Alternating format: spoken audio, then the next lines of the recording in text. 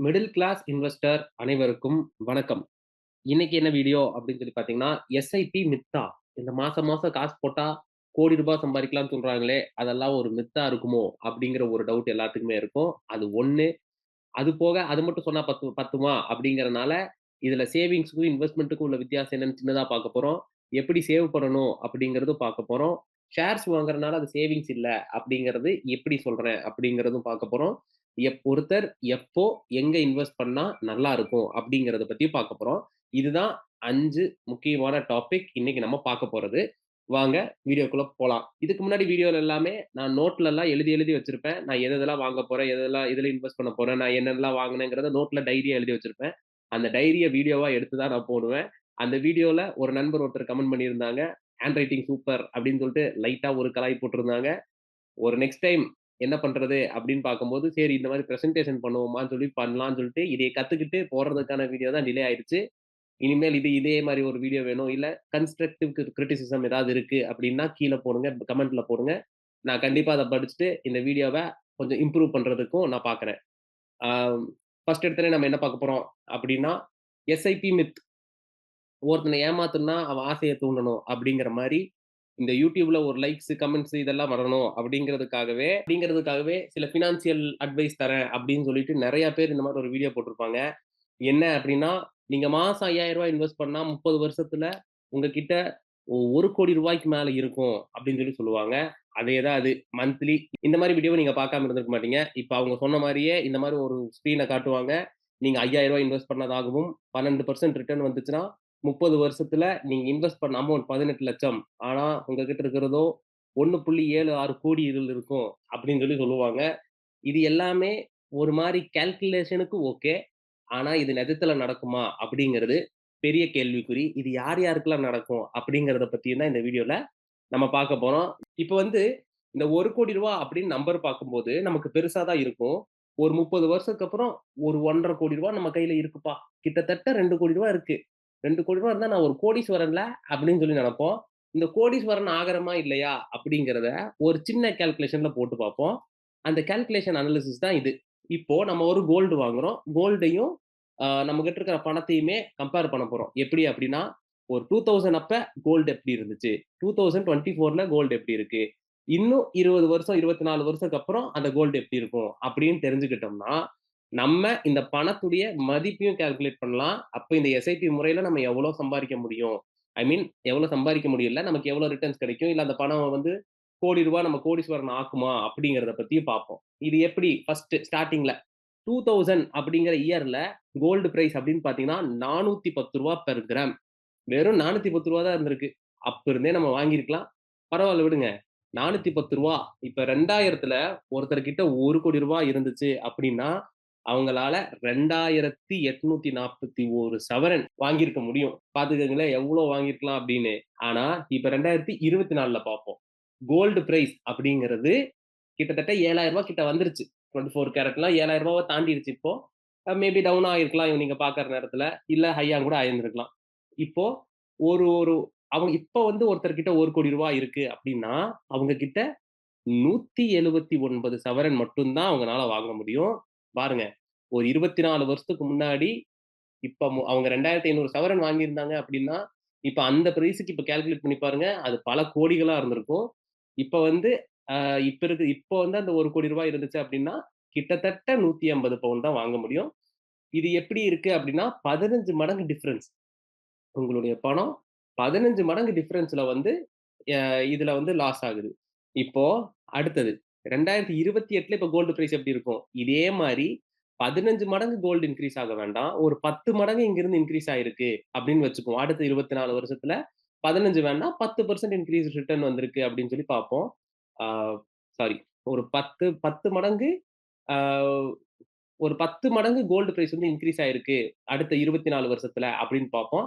அப்படி இன்கிரீஸ் ஆயிருச்சு அப்படின்னா, கண்டிப்பா ரூ. 69,000 ஒரு கோல்டுடைய கிராம் இருக்கும். அப்ப வந்து ரூ. 69,000 போயிருமா அப்படின்னு கேட்டா, அப்ப நீங்க ஆவரேஜ் சேலரி இன்கிரீஸ் ஆயிரும். நீங்க கண்டிப்பா 1,00,000 1,50,000 மந்த்லி சம்பாரிப்பீங்க. அது வந்து ஆவரேஜ் சேலரியா அந்த வருஷத்துல இருக்கும்.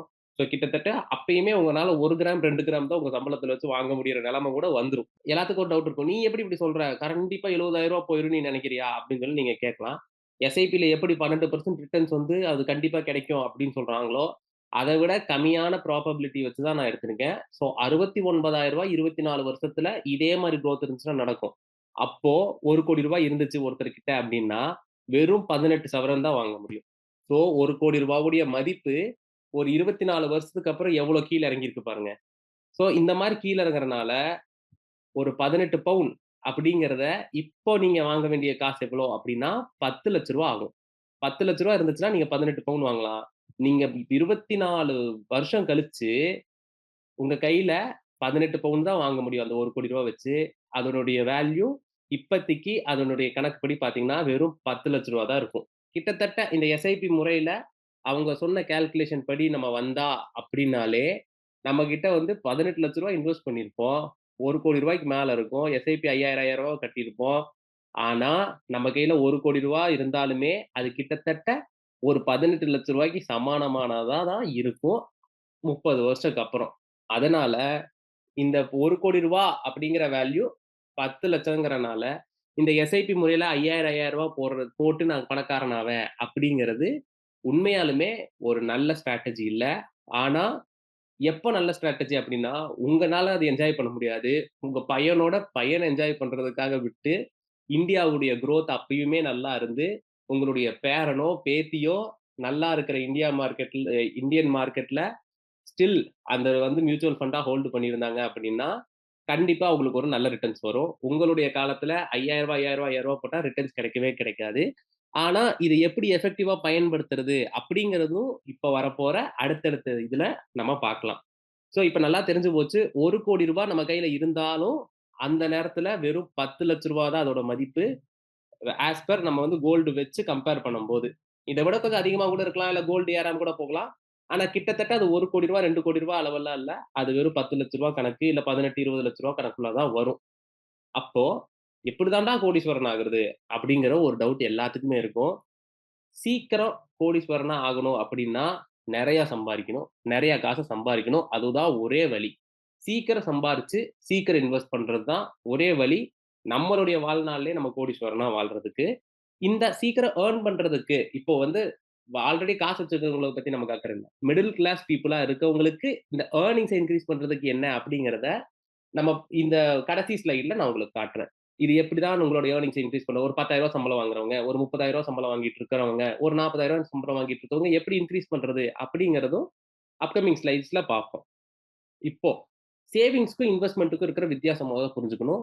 நீங்க சேவிங்ஸ் பண்ணீங்க அப்படின்னா, உங்ககிட்ட காசு கையிலேயே தான் இருந்திருக்கணும். ஒண்ணு உங்க காசு கையில இருக்கணும். நீங்க ரூ. 1000 வீட்ல வச்சிருந்தீங்கன்னு வச்சுக்கோங்களேன், அது கையிலேயே இருக்கும். நீங்க பேங்க் எஃப்டி போட்டீங்க அப்படின்னா, அதுவும் கையிலேயே இருக்கும். இது எல்லாமே லோ ரிஸ்க்கா இருக்கும். ரிட்டர்ன்ஸ் ரொம்ப கம்மியா இருக்கும். நீங்க வீட்ல வச்சிருந்தா 0 ரிட்டர்ன்ஸ். இதுவே நீங்க பேங்க்ல வச்சா 5% வட்டியா தருவாங்க. அதே மாரி இது வந்து காசு நீங்க எப்ப வேணுமோ காசா பண்ணிக்கலாம். இதுதான் சேவிங்ஸ். இன்வெஸ்ட்மென்ட் அப்படிங்கிறத, நீங்க எப்ப வேணாலும் காசா சீக்கிரம் பண்ண முடியல அப்படின்னாலும், வேரியபிளா மாறிக்கிட்டே இருக்கும். ஒரே அமௌண்ட் நிலையானதா இப்ப நீங்க வந்து ரூ. 1,00,000 போட்டு சேவிங்ஸ் பண்ணியிருக்கீங்க அப்படின்னா, அந்த ரூ. 1,00,000 கண்டிப்பா இருக்கும். அண்ட் நீங்க ரூ. 1,00,000 இன்வெஸ்ட்மென்ட்ல போட்டிருந்தீங்க அப்படின்னா, அது ரூ. 1,00,000 இருக்காது. அது குறைஞ்சிருக்கலாம், இல்ல அதிகமாயிருக்கலாம், எப்படி வேணா ஆயிருக்கலாம். ரிட்டர்ன்ஸ் ஹையரா இருக்கும். அதே மாரி ரிஸ்க்குமே ஹையரா இருக்கும். இதுதான் சேவிங்ஸ்க்கும், இன்வெஸ்ட்மென்ட்க்கும் உள்ள வித்தியாசம். முதல்ல மிடில் கிளாஸா இருக்கிறவங்க ஃபர்ஸ்ட் பிரியாரிட்டி குடுக்க வேண்டியது சேவிங்ஸ் தான். அதுக்கப்புறம் லாங் டெர்மா யோசிக்கும்போது தான் இன்வெஸ்ட்மென்ட். நீங்க எப்படி சேவ் பண்றீங்களோ, அதுக்கு ஏத்த மாரி தான் உங்களோட லாங் டெர்ம் கோல்ஸ வந்து கிரியேட் பண்ணணும். இப்போ எப்படி சேவ் பண்றது அப்படின்னு கேட்டா, உங்களுடைய எக்ஸ்பென்சஸ கம்மி பண்ணிக்கங்க. நீங்க என்ன செலவு பண்ணாலும் கம்மி பண்ணிக்கங்க. நான் ஃபாலோ பண்ணது இந்த கடைசி கட்டத்துல இருக்கு. கண்டிப்பா கொண்டு வரதுக்கு. கண்டிப்பா உங்களுடைய எக்ஸ்பென்சஸ கம்மி பண்ணணும்.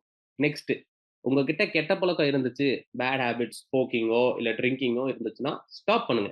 நீங்க என்ன சாதிச்சுட்டீங்க அப்படின்னு சொல்லிட்டு நீங்க போய் அது பண்றீங்க அப்படின்னு ஒரு கேள்வி இருக்கு பார்த்தீங்களா? நீங்க ஏதாவது ஒண்ணு சாதிச்சுட்டு, நான் இத அச்சீவ் பண்ணிட்டேன் அப்படின்னு சொல்லி போயி, நீங்க என்னமோ பண்ணுங்க. ஆனா, என்னுடைய இதுல ஸ்டாப். அந்த மாரி கெட்ட கெட்ட பழக்கங்கள நிறுத்திறணும். ட்ரிங்கிங், ஸ்மோக்கிங் இல்ல நான் போய் தியேட்டர்ல படம் பார்க்கறது, இது எல்லாமே பேட் ஹேபிட்ஸ்ல தான் வரும். ஏன்னா, அது உங்களோட காசு வந்து போகும். எக்ஸ்பென்சஸ ட்ராக் பண்ணுங்க. இது ரொம்ப ஈஸி. நீங்க எக்ஸ்பென்சஸ ரெடியூஸ் பண்ணிட்டாலே, நீங்க வந்து எக்ஸ்பென்சஸ ஈஸியா ட்ராக் பண்ணிறலாம். ஃபியூச்சருக்கு பிளான் பண்ணி சேர்த்து வைங்க. உங்ககிட்ட தங்க நகையா வாங்கி வைங்க. கோல்டா, கிராம்ஸா நீங்க வாங்கி வைங்க. இன்னொன்னு உங்களுக்கு ஒரு கோல் ஒரு டைம் செட் பண்ணுங்க. நான் வந்து ஃபர்ஸ்ட் தடவ சேவ் பண்ண ஆரம்பிக்கும்போது, நான் எனக்குள்ளறயே சொல்லிக்கிட்டது, அடுத்த 3 மாசத்துக்கு நான் ஒண்ணுமே பர்ச்சேஸ் பண்ண மாட்டேன் அப்படின்னு. நான் வெறும் சாப்பாட்டுக்கு, வீட்டு வாடகைக்கு இவ்வளோ மட்டும் தான் குடுத்துக்கிட்டு இருந்தேன். வேற எதையுமே நான் ஒரு 3 மாசத்துக்கு பர்ச்சேஸ் பண்ணல. 3 மாசத்துக்கு அப்புறம் நான் என்னையே ட்ரீட் பண்ணிக்கிட்டேன். ஏன்னா நான் சக்சஸ்ஃபுல்லா நான் பண்ணனால, நான் ஒரு சின்ன அமௌண்ட் அதுவுமே பெரிய அமௌண்ட்டா பிரம்மாண்டமாலாம் இல்ல. சின்ன அமௌண்ட் எடுத்து செலவு பண்ணேன் எனக்காக. அது வந்து நான் எனக்கு என்னைய வந்து ட்ரீட் பண்றதுக்கு. இதே மாரி நீங்க வந்து ஒரு டைம் செட் பண்ணி பர்ச்சேஸ் பண்றத நிறுத்துங்க. ஒரு 3 மாசத்துக்கு இது இல்ல பர்ச்சேஸு அப்படின்னு சொல்லிட்டு நிறுத்துங்க. தேவையானத மட்டும் வாங்கிட்டு, மத்த எதுக்குமே செலவு பண்ணாதீங்க. 3 மாசத்துக்கு செலவு பண்ணாம சேவ் பண்ணுங்க. இந்த சேவிங் ஹேபிட்ஸ் வந்து உங்களுக்கு கண்டிப்பா ஹெல்ப்ஃபுல்லா இருக்கும். அது உங்களுக்கு அடுத்தடுத்த கட்டத்துக்கு கூட்டிட்டு போகும். இப்போ ஃபர்ஸ்ட் திங் நம்ம என்ன பண்ணணும்? மிடில் கிளாஸா இருக்கிறவங்க அப்படின்னா, ஹெல்த் இன்சூரன்ஸ் வாங்குங்க. தயவு செஞ்சு ஹெல்த் இன்சூரன்ஸ் வாங்குங்க. மெடிக்கல் எமர்ஜென்சி நான் வந்து முதல்ல நான் சேவ் பண்ண ஆரம்பிச்சேன். இதே கணக்குல நான் இதே ப்ரொசீஜர் ஃபாலோ பண்ணி, நான் வந்து அமௌண்ட் சேவ் பண்ண ஆரம்பிச்சேன். கிட்டத்தட்ட ரூ. 5,00,000 சேமிச்சு வச்சேன். இந்த ரூ. 5,00,000வுமே என்னுடைய அப்பா, அம்மாவுக்கு வந்து உடம்பு சரியில்ல அப்படிங்கிற ஒரு காலகட்டத்தில, அந்த ரூ. 5,00,000வுமே நான் ஸ்பெண்ட் பண்ணேன். என்னுடைய டோட்டல் சேவிங்ஸ் இல்லாம போச்சு. ஸோ, அப்பதான் நான் முடிவு பண்ணேன், ஹெல்த் இன்சூரன்ஸ் வாங்கணும் அப்படிங்கிறத. அடுத்தது, டெர்ம் இன்சூரன்ஸ் வாங்குங்க. அது வந்து ஃபியூச்சருக்கு உங்களுக்கு கண்டிப்பா அ ஒருவேள நம்ம இல்லாத பட்சத்தில நம்மளுடைய ஃபேமிலிக்கு அது கண்டிப்பா ஹெல்ப்ஃபுல்லா இருக்கும். ₹1,00,00,000 ஆவது டெர்ம் இன்சூரன்ஸ்ல போடுங்க. ஒரு 50,00,000 20,00,000லாம் போடுங்க. போடாதீங்க. 1,00,00,000 போட்டு வைங்க. ஹெல்த் இன்சூரன்ஸ் முக்கியம். டெர்ம் இன்சூரன்ஸ் முக்கியம். ஹெல்த் இன்சூரன்ஸ் ஒரு ரூ. 25,000 பெர் இயர் வரலாம். ஒரு அப்ராக்ஸிமேட்டா நான் கட்டுறத வச்சு தான் சொல்ல முடியும். டெர்ம் இன்சூரன்ஸ் பெர் இயருக்கு ரூ. 15,000 வரலாம். இது 2த்தையும் வாங்கிட்டீங்க அப்படின்னா, அடுத்த கட்டத்தில நீங்க வாங்க வேண்டியது கோல்டு தான். நீங்க வேற எந்த இன்வெஸ்ட்மென்ட்டுமே கிடையாது. ஏன்னா பணமா இருக்கிறத விட கோல்டா வச்சுக்கிறது கொஞ்சம் நல்லது. அது ரிட்டர்ன்ஸும் குடுக்கும். அதே சமயம் நம்மளுடைய பணம் பண மதிப்பு இழக்காம அப்படியே இருக்கும். அதனால கோல்டு வாங்கி வச்சுக்கோங்க. இப்போ இப்ப ரூ. 25,000 என்கிட்ட இல்லையே! டக்குன்னு ஒரு ரூ. 10,000 சம்பளம் வாங்கிட்டு இருக்க, ஒரு ரூ. 15,000 சம்பளம் வாங்கிட்டு இருக்க, இல்ல ஒரு ரூ. 30,000க்குள்ள சம்பளம் வாங்கிட்டு இருக்கிற ஒரு ஆள்னால, டக்குன்னு போய் இந்த ரூ. 40,000 கட்டு அப்படின்னு கேட்டா, அது பெரிய பணமா தான் இருக்கும். என்னதான் 1 வருஷத்துக்கு ஒரு தடவ தான் அப்படின்னாலும், இது அவங்களுக்கு பார்க்கும்போது ரொம்ப கஷ்டமா இருக்கும். அவங்களுக்கு எல்லாத்துக்குமே யூஸ் ஆகுறதா இந்த எஸ்ஐபி. சிஸ்டமேட்டிக் அதாவது முதல் தடவ கட்டம்போது மட்டும், நீங்க யார்கிட்ட கடன் வாங்கி கட்டுவீங்களோ, இல்ல ஏதாவது ஒரு மாசத்துல புடிச்சு, புடிச்சு கட்டுவீங்களோ அப்படின்னு சொல்லிட்டு கட்டி முடிச்சுருங்க. சேவ் பண்ணி கட்டி முடிச்சுருங்க இதைய. கடன் வாங்குறது வேண்டாம். நீங்க ஒரு 2 மாசம், 3 மாசம் சேவ் பண்ணினீங்க. அக்ரெசிவா சேவ் பண்ணீங்கன்னா, இந்த 2மே ஹெல்த் இன்சூரன்ஸ், டெர்ம் இன்சூரன்ஸ் 1 வருஷத்துக்கு கட்டிற முடியும். அடுத்த வருஷத்துக்கு நம்ம எப்படி கட்டலாம் அப்படின்னா, மாசம் மாசம் ரூ. 3,500 எஸ்ஐபி போடுங்க. வேற எதுவுமே போட வேணாம். மாசம் மாசம் ரூ. 3,500 12 மாசம் அப்படின்னா, நீங்க ரூ. 42,000 கட்டியிருக்கீங்க. மார்க்கெட் நல்லா இருந்து உங்களுக்கு ரிட்டர்ன்ஸ் குடுத்திருக்கு அப்படின்னா, ரூ. 42,000லிருந்து ரூ. 45,000 47,000 இருக்கும். இந்த பணத்த வச்சு உங்களுடைய டெர்ம் இன்சூரன்ஸையும், ஹெல்த் இன்சூரன்ஸுக்கும் பே பண்ணுங்க. வேற எந்த காசுல இருந்தும் நீங்க பே பண்ண வேண்டிய அவசியம் வராது. ஒருவேள எனக்கு ரிட்டர்ன்ஸ் வரல, லாஸ் ஆயிருச்சு, என்ன பண்றது அப்படின்னு கேட்டா, நீங்க இன்னும் கொஞ்சம் சேவிங்ஸ் ஏதாவது வச்சிருந்தீங்க அப்படின்னா, அந்த சேவிங்ஸ்ல இல்ல இப்ப இந்த மாசம் சம்பளம் வருது அப்படின்னு கேட்டா, அந்த மாசத்துல கட்டி முடிச்சுருங்க. அடுத்த மாசம் சம்பளம் வரும்போது சேர்த்து கட்டிருங்க. இந்த ரிட்டர்ன்ஸ் நமக்கு எப்ப மாறுதோ, அப்ப நம்ம எடுத்து குடுக்கலாம். நெக்ஸ்ட் இதுதான் ரொம்ப முக்கியமான இது. எப்படி நம்மளுடைய ஏர்னிங்ஸ இன்கிரீஸ் பண்றது அப்படிங்கிறது. நீங்க எந்த கம்பெனில வேலை செய்றீங்களோ, அங்கருந்து ஸ்விட்ச் பண்ண பாருங்க. ஃபர்ஸ்ட்டு. உள்ளறையே உட்கார்ந்துகிட்டே இருக்காதீங்க. ஹைக்கு கிடைக்கிறதுனா ஒரு 10% 15% 20% தருவாங்க. அதுக்கு மேல தரமாட்டாங்க. நல்ல கம்பெனியா பார்த்து அடுத்த கம்பெனிக்கு ஷிஃப்ட் ஆகுங்க. ஒரு 50% ஹைக்ல போங்க. கண்டிப்பா கிடைக்கும். இது வந்து ஒரே நாள்ல இன்னைக்கு கிடைச்சிராது. ஒரு 3 மாசம் ட்ரை பண்ண போறோம். இந்த 3 மாசத்துக்கும் இந்த ஸ்விட்ச் கம்பெனி நீங்க பண்றதுக்கு ஒரு விஷயம் பண்ணணும். என்னன்னா, உங்களுடைய வொர்க் ரிலேட்டட் ஸ்கில்ஸ் ஏதாவது இருந்துச்சுன்னா கத்துக்கோங்க. வொர்க் ஷாப் இருந்துச்சுன்னா அட்டெண்ட் பண்ணுங்க. இன்னொருத்தர் எப்படி திங்க் பண்றாங்கன்னு கத்துக்கோங்க. ஒரு ஒரு ஒரு கோர்ஸ் ஏதாவது ஒண்ணு எடுத்து, அந்த கோர்ஸ் மூலியமா உங்கள அப்டேட் பண்ண முடியுமான்னு பாருங்க. பண்ண பார்த்துட்டு, அதுக்கப்புறம் இந்த நீங்க கம்பெனிக்கு அப்ளை பண்ணிக்கிட்டு இருக்கும்போது, நீங்க இன்டர்வியூ அட்டெண்ட் பண்ணும்போது, ஒவ்வொரு இன்டர்வியூலயும் கொஸ்டின் கேட்பாங்க. அத நோட்ல எழுதி வச்சு, அந்த கொஸ்டினுக்கான ஆன்ஸர் என்னன்னு தேடி கண்டுபிடிச்சு, அதையும் படிங்க. அப்படி படிச்சீங்கன்னா, சீக்கிரமா உங்களுக்கு ஒரு நல்ல கம்பெனி கிடைக்கும். அங்கிருந்து 50% ஹைக் கிடைக்கும். ஒரு கம்பெனியிலேயே உட்கார்ந்துகிட்டே இருக்காதீங்க, கம்ஃபர்டபிள் ஜோன்ல. பரவால்ல, ஒரு கம்பெனியிலிருந்து ஷிஃப்ட் ஆகுங்க. 50% ஹைக் கிடைக்கும். கண்டிப்பா ஷிஃப்ட் ஆகுங்க. ஒன்ஸ் நீங்க ஷிஃப்ட் ஆகி ஒரு 50% ஹைக் கிடைச்சு, அந்த இடத்துல ஒரு 3 மாசம் உங்களோட பெர்ஃபார்மன்ஸ் காட்டுனதுக்கு அப்புறம், உங்களுக்கு ஃப்ரீலான்சிங்கா ஏதாவது பண்ண முடியுமா? இல்ல எக்ஸ்டர்னலா வெளியிலருந்து ஏதாவது ஒரு கிளையண்ட் எடுத்து உங்க ஸ்கில் மூலியமா சம்பாரிக்க முடியுமா? அப்படின்னு பார்க்கணும். அத பாருங்க. மாசத்துக்கு 1 புக்காவது வாங்கி படிங்க. கண்டிப்பா புக் படிக்கிறது உங்களுக்கு கண்டிப்பா ஹெல்ப்ஃபுல்லா இருக்கும். அது என்ன ரிலேட்டட் புக்கா கூட இருக்கட்டும். உங்களுடைய என்னைய கேட்டா ஃபினான்ஷியல் ரிலேட்டட் புக்ஸும், உங்கள மோட்டிவேட் பண்ற மாரியான புக்ஸும், அடுத்தவங்களுடைய சக்சஸ்ஃபுல் ஸ்டோரீஸ் உள்ள புக்ஸோ எடுத்து நீங்க படிங்க. அடுத்தது, நீங்க கான்டென்ட் கிரியேட்டரா மாறலாம். ஒரு YouTubeல வீடியோ போடலாம். இல்ல Instagramல வீடியோ போடலாம். Or something like that. Content creator உங்களுக்கு இன்ட்ரெஸ்ட் இருந்துச்சுன்னா, அத நீங்க பண்ணலாம். இல்ல அப்டின்னா, உங்களுடைய ஸ்கில்ஸ இன்னொருத்தங்களுக்கு டீச் பண்றது மூலியமா உங்களுடைய ஏர்னிங்ஸ இன்கிரீஸ் பண்ணலாம். உங்களுடைய ஏர்னிங்ஸ் இன்கிரீஸ் பண்ணாம, உங்கனால பெரிய சேவிங்ஸ் பண்ண முடியாது. உங்கனால பெரிய இன்வெஸ்ட்மென்ட் பண்ண முடியாது. உங்கனால பெரிய இன்வெஸ்ட்மென்ட் பண்ணாம டிலே பண்ணீங்க அப்டின்னா, நீங்க என்னதான் எஸ்ஐபி போட்டு நீங்க மாசம் மாசம் சேர்த்துனாலும், அது ரூ. 1,00,00,000 மாறாது. அன்னைக்குடைய வேல்யூ இருக்கிற ரூ.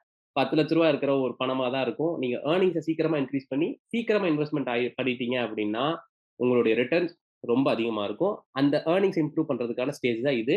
இதெல்லாம் நீங்க பண்ணிட்டு ரொம்ப கான்ஃபிடென்ட்டா இருக்கிற சில பேர்லாம் இருப்பாங்க. கொஞ்சம் காசு சேர்த்து வச்சுட்டு பிசினஸ் பண்ண ட்ரை பண்ணுங்க. Which is better.